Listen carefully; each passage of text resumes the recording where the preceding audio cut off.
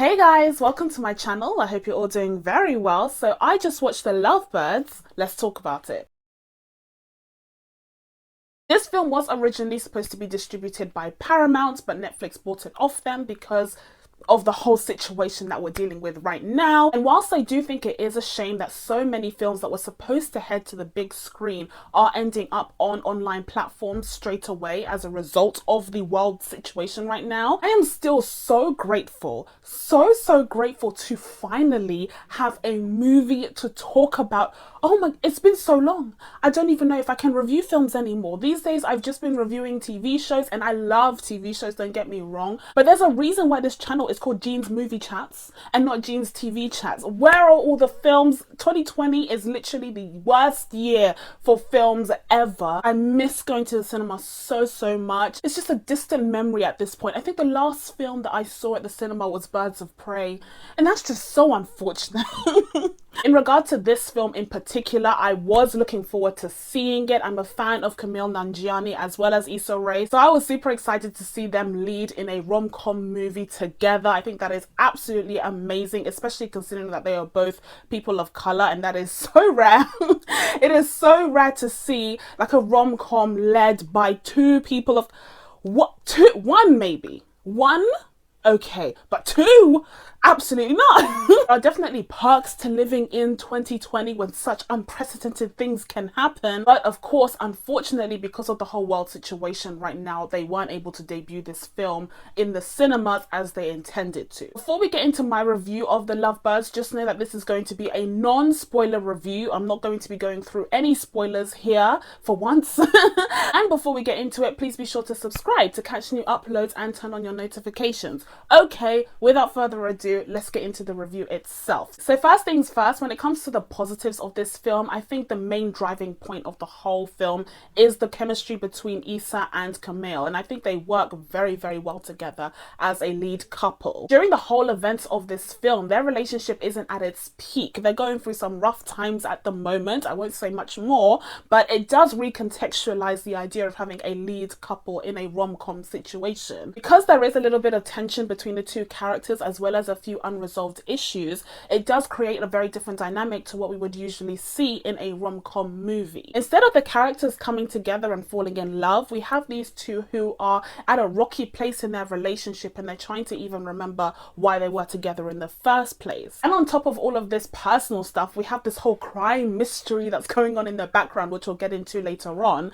But essentially the story very much focuses on these two characters at this point in time in their lives and in their relationship, which I found to be really interesting and refreshing to see in a rom-com film because it creates a different dynamic. There's a little bit more animosity between them, but at the same time, and this is one of my pet peeves, at the same time you still see why they stayed together. You're still reminded of why they have that love for one another, and that is key because oftentimes when we see in these kind of rom-com films, or really any films where a relationship has broken down, we see it at a point where you don't even know how the characters could have gotten together in the first place. How did you even stand to be in the same room as one another, let alone pursuing a relationship long term? Like, that's insanity. That is one of my pet peeves and one of the things that I hate seeing in films and TV shows because it just makes no sense. Here we don't have that. Here we do see the differences between the characters and the points of contention, but at the same time we also see what brought them together and what has kept them together, and I think that's a bit more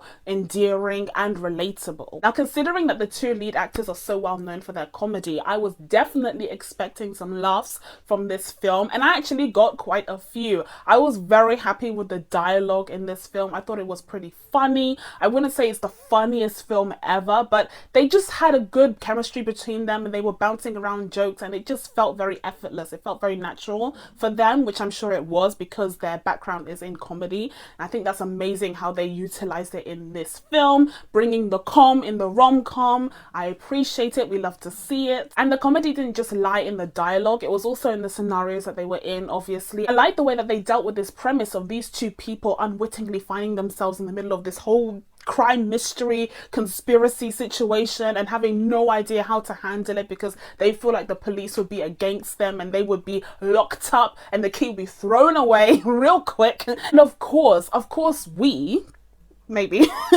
hopefully, would react more reasonably in this scenario if it presented itself to us. But of course, it's the whole film's purpose to blow this situation out of proportion and for the characters to blow it out of proportion and make horrible, terrible decisions that just create an even bigger disaster for them. It just kind of creates this snowball effect where it's getting worse and worse and they're going to get into major trouble. Those are the antics that we want to see in a film like this, and I think they were executed rather well. They made for some really funny moments, although I will say that in between some of those moments it felt a little bit stagnant, like it felt a little bit kind of start-stoppy. I guess we should get into the elements of this film that I wasn't such a big fan of. I think for the most part, the things that I was less of a fan of about this film was everything that wasn't to do with the relationship between the two leads. Because when we're focusing on them and their relationship, which is something that is sprinkled throughout this film rather nicely, we are focusing on the conspiracy and the crime mystery itself, and that element of things is less interesting to me. Again, it is only there to create these crazy, hilarious scenarios, which I think for the most part hit. Other than that, I don't think that the plot or the premise was spectacular in the slightest. I just enjoyed the way that it was executed, and I enjoyed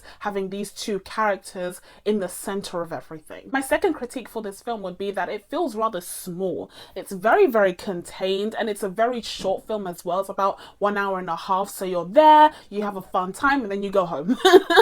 You're there for a very short amount of time living in these characters' lives. It's a snapshot of their relationship, and on some level I very much appreciated just how compact this film is, but at the same time it does mean that the character development is very shallow and the story itself is very shallow. There's no real depth here. There's nothing spectacular in terms of character development or story arcs or anything of the sort. It really is just a snapshot of crazy events that happen over the course of 24 hours, and then after that the characters come out of it in a completely different direction, and you're supposed to root for them because they are very endearing and very relatable characters, and I think Issa and Kumail did a great job depicting them. But with that in mind, do I think that this film is worthy of the big screen experience as it was intended to be seen initially? Not really. It feels like a Netflix movie at the end of the day. I mean, it is now, but it was originally supposed to end up in the cinemas, and I just don't see it as being a cinema film. I just see it as a streaming film. Nothing wrong with that. It's a pretty good streaming film. It's a fun time. But for me, it doesn't feel like nearly enough of a spectacle to justify going to the cinema to see it. I actually like the fact that it ended up on Netflix because I think it fits in very well there. So overall, I had a really fun time with the Lovebirds, which I'm happy to say because earlier this week in preparation for this review and for seeing the Lovebirds, I actually watched another Issa Rae film that came out earlier this year called The Photograph, and oh, that was a tough watch. That was so long and so boring. Oh, that film was unfortunate, and it really did leave a bad taste in my mouth and a sense of dread when I was going into this film. But thankfully that was for naught because I did have a fun time with this one, and as a result I'm going to be giving the Lovebirds a 7.5 out of 10. So that's it from me. Now that I've told you guys my thoughts on the Lovebirds, it's time for you guys to let me know what you thought of the film down in the comments below. I'm so happy to have finally reviewed a movie. I feel like I'm a little bit rusty. I can't quite remember how I used to do this, but I'm glad that we're here now. Please be sure to subscribe so you can catch new videos coming up. Thank you guys so much for watching. I really appreciate it, and I will see you in the next one. Bye!